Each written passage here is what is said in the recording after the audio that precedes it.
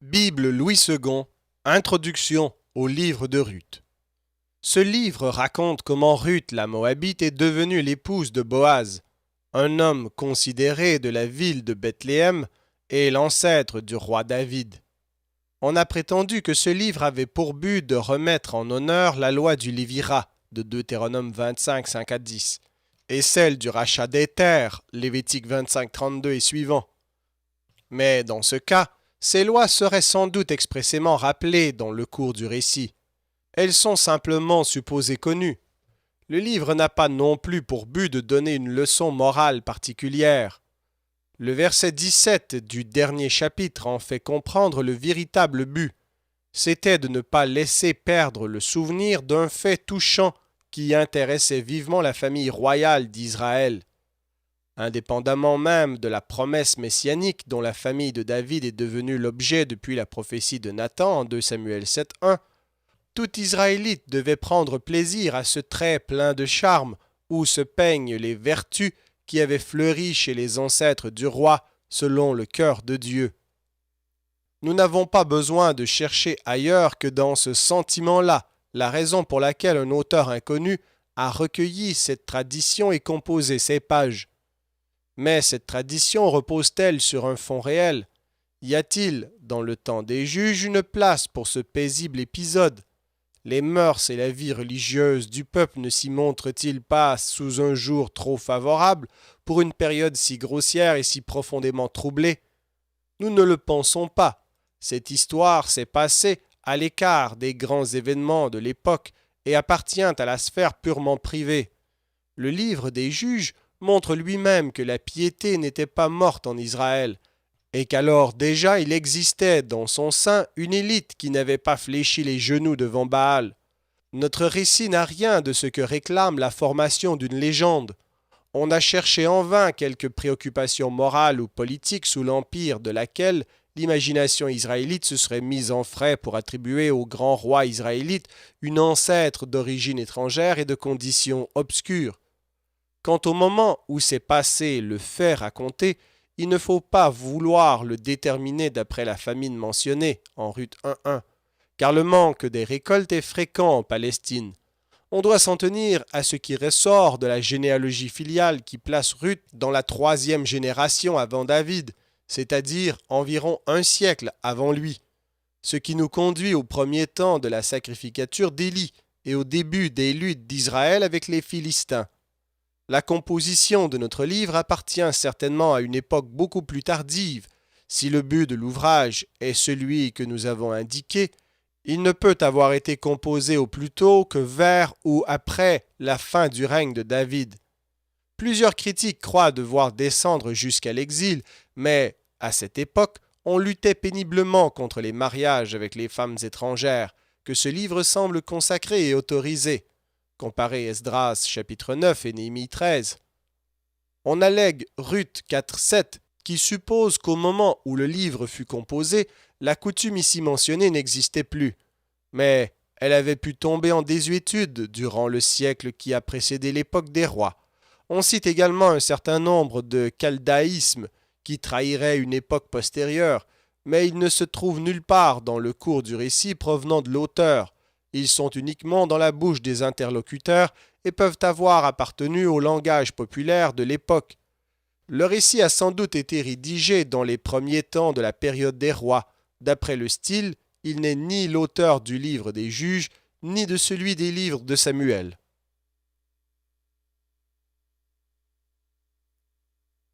Ruth, chapitre 1. Du temps des juges, il y eut une famine dans le pays. Un homme de Bethléem de Juda partit, avec sa femme et ses 2 fils, pour faire un séjour dans le pays de Moab. Le nom de cet homme était Élimélec, celui de sa femme Naomi, et ses 2 fils s'appelaient Machlon et Kiljon. Ils étaient Éphratiens, de Bethléem de Juda. Arrivés au pays de Moab, ils y fixèrent leur demeure. Élimélec, mari de Naomi, mourut, et elle resta avec ses 2 fils. Ils prirent des femmes moabites, dont l'une se nommait Orpa, et l'autre Ruth, et ils habitèrent là environ 10 ans.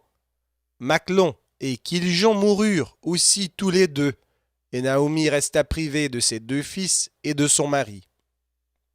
Puis elle se leva, elle et ses belles-filles, afin de quitter le pays de Moab, car elle apprit au pays de Moab que l'Éternel avait visité son peuple et lui avait donné du pain. Elle sortit du lieu qu'elle habitait, accompagnée de ses 2 belles-filles, et elle se remit en route pour retourner dans le pays de Juda. Naomi dit alors à ses 2 belles-filles, « Allez, retournez chacune à la maison de sa mère. Que l'Éternel use de bonté envers vous, comme vous l'avez fait envers ceux qui sont morts et envers moi.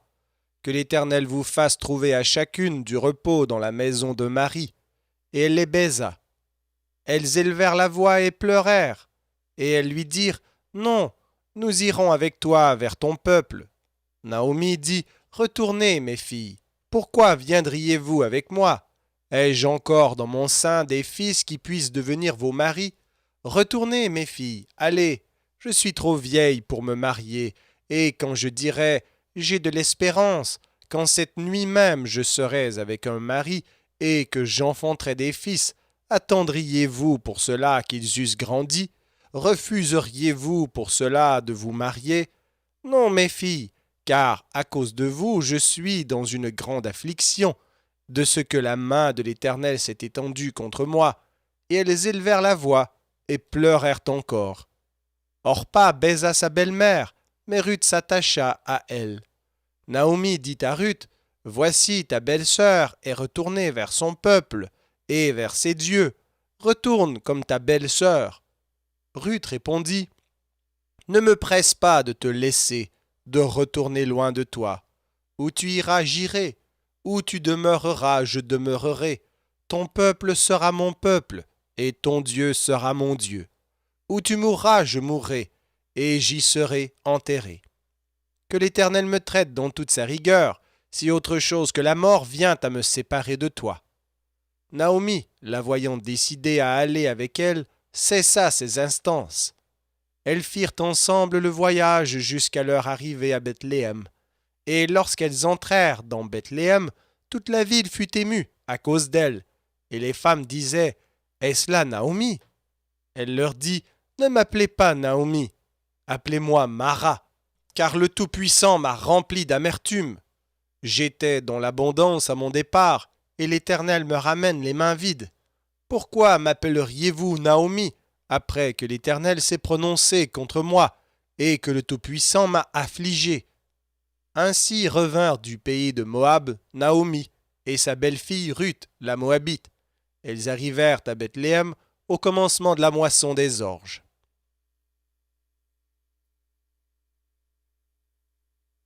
Ruth, chapitre 2. Naomi avait un parent de son mari.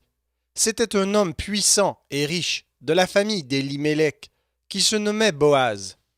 Ruth la Moabite dit à Naomi, « Laisse-moi, je te prie, aller glaner des épis dans le champ de celui aux yeux duquel je trouverai grâce. » Elle lui répondit, « Va, ma fille. » Elle alla glaner dans un champ derrière les moissonneurs, et il se trouva par hasard que la pièce de terre appartenait à Boaz, qui était de la famille d'Élimélec.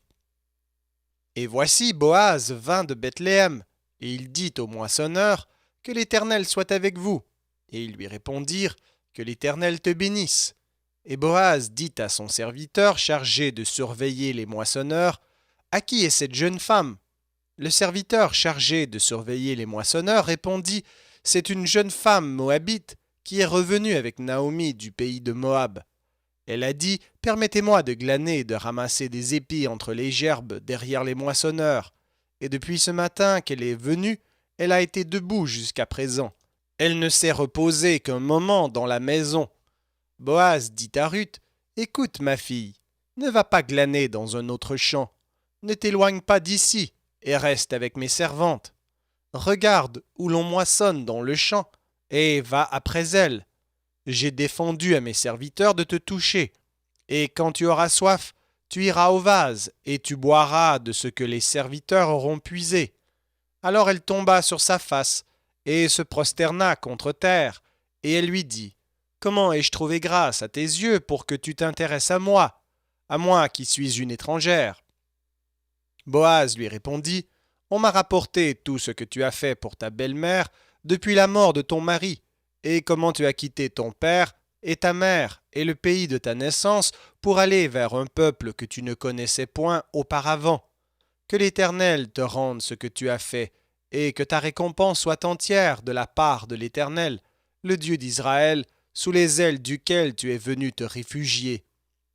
Et elle dit, Oh, que je trouve grâce à tes yeux, mon Seigneur, car tu m'as consolé, et tu as parlé au cœur de ta servante. Et pourtant je ne suis pas, moi, comme l'une de tes servantes.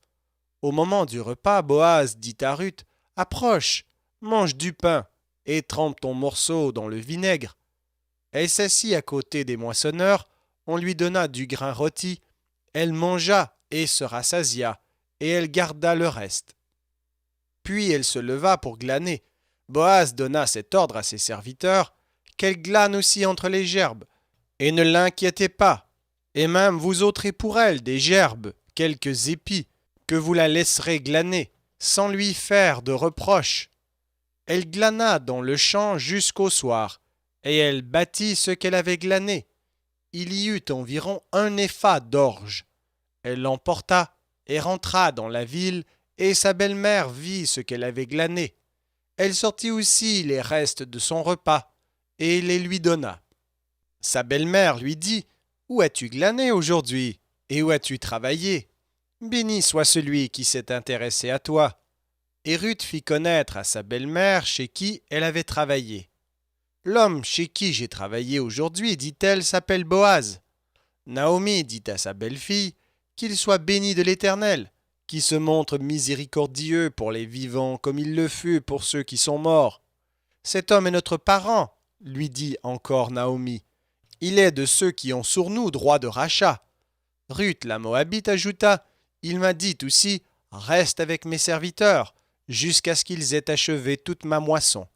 Et Naomi dit à Ruth, sa belle-fille, Il est bon, ma fille, que tu sortes avec ses servantes, et qu'on ne te rencontre pas dans un autre champ. Elle resta donc avec les servantes de Boaz, pour glaner jusqu'à la fin de la moisson des orges et de la moisson du froment, et elle demeurait avec sa belle-mère.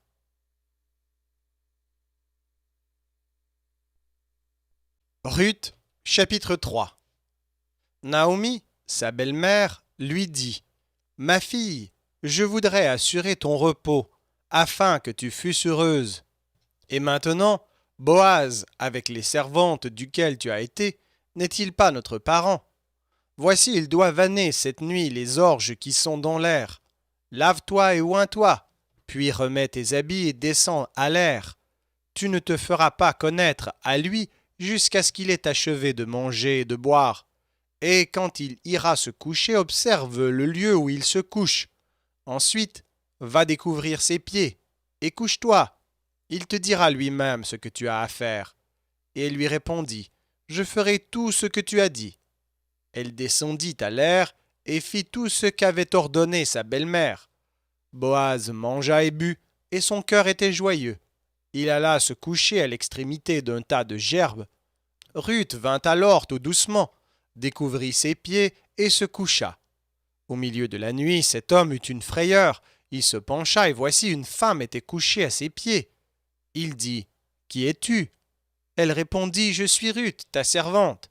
Étends ton aile sur ta servante, car tu as droit de rachat. Et il dit, Sois bénie de l'Éternel, ma fille. Ce dernier trait témoigne encore plus en ta faveur que le premier, car tu n'as pas recherché des jeunes gens, pauvres ou riches. Maintenant, ma fille, ne crains point, je ferai pour toi tout ce que tu diras, car toute la porte de mon peuple sait que tu es une femme vertueuse. Il est bien vrai que j'ai droit de rachat, mais il en existe un autre plus proche que moi. Passe ici la nuit, et demain, s'il veut user envers toi du droit de rachat, à la bonne heure, qu'il le fasse. Mais s'il ne lui plaît pas d'en user envers toi, j'en userai, moi. L'Éternel est vivant. Reste couché jusqu'au matin. Elle resta couchée à ses pieds jusqu'au matin, et elle se leva avant qu'on pût se reconnaître l'un l'autre. Boaz dit qu'on ne sache pas qu'une femme est entrée dans l'air, et il ajouta, donne le manteau qui est sur toi, tiens-le. Elle le tint, et il mesura 6 mesures d'orge, qu'il chargea sur elle. Puis il rentra dans la ville. Ruth revint auprès de sa belle-mère, et Naomi dit « Est-ce toi, ma fille ?» Ruth lui raconta tout ce que cet homme avait fait pour elle. Elle dit « Il m'a donné ces 6 mesures d'orge en disant « Tu ne retourneras pas à vide vers ta belle-mère. » Et Naomi dit « Sois tranquille, ma fille, jusqu'à ce que tu saches comment finira la chose, car cet homme ne se donnera point de repos qu'il n'ait terminé cette affaire aujourd'hui. »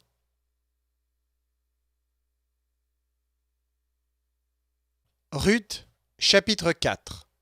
Boaz monta à la porte et s'y arrêta.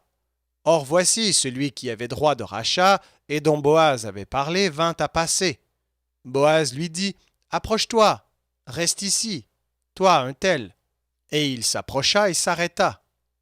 Boaz prit alors 10 hommes parmi les anciens de la ville, et il dit « Asseyez-vous ici. » Et ils s'assirent.